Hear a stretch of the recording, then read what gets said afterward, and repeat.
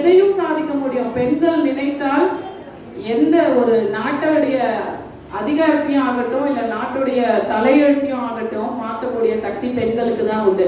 அதனாலதான் பெண்களை வச்சு நம்ம ஒரு பிசினஸ் பண்ணாங்கன்னு வச்சுக்கலாம். நீங்க யார் வேணா பாருங்க, ஒரு ஹஸ்பண்ட் ஒய்ஃப் இருக்கிற ஒரு வீட்டுல நீங்க வந்து பெண் அதாவது ஒய்ஃபோட பேர்ல ஒரு பிசினஸ் ஸ்டார்ட் பண்ணாங்கன்னா அந்த பிசினஸ் ஓஹோன்னு ஓடும். உண்மையா இல்லையா?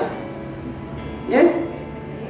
அங்க ஒரு டாமினேஷன் பண்ணி அந்த ஒய்ஃபோடைய கண்ணீர்லயும் இல்ல அவங்களுடைய கவலைகள்லயும் ஸ்டார்ட் பண்ணாங்கன்னா அந்த பிசினஸ் ஒரு நலிஞ்சு போயிருக்கும். நீங்க வேணா கம்பேர் பண்ணி பாருங்க, you will come to know.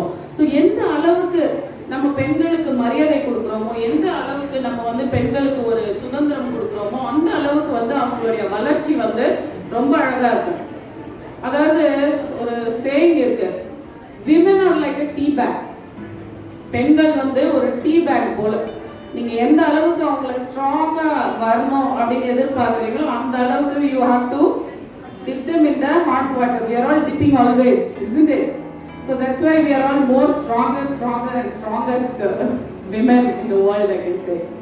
So அந்த மாதிரி நம்மளுடைய லைஃப்ல ஒவ்வொருத்தருக்குமே வந்து ஒரு காலகட்டம் இருக்கும். இப்படிதான் வந்து ஒரு பர்சன் வந்து லைஃப்ல நம்ம எப்போ இந்த மாதிரி ஆகும், கடவுள் நம்மளை ஏன் தான் படைச்சாலும் தெரியலையே அப்படின்னு சொல்லிட்டு ரொம்ப கவலைப்பட்டாங்க.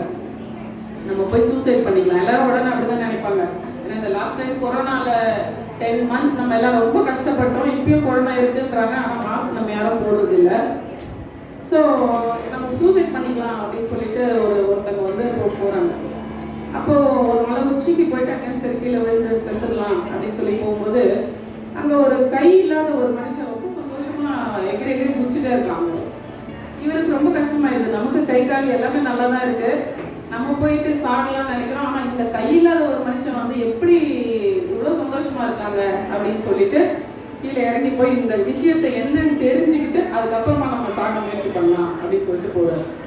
எப்படி இவ்வளோ சந்தோஷமா இருக்கிறீங்க, எப்படி இந்த கொரோனா டைம்ல எவ்வளோ பேர் எவ்வளோ கஷ்டப்படுறாங்க, எப்படி நீங்களாம் சந்தோஷமா இருக்கீங்கன்ற மாதிரி கேட்குறாரு.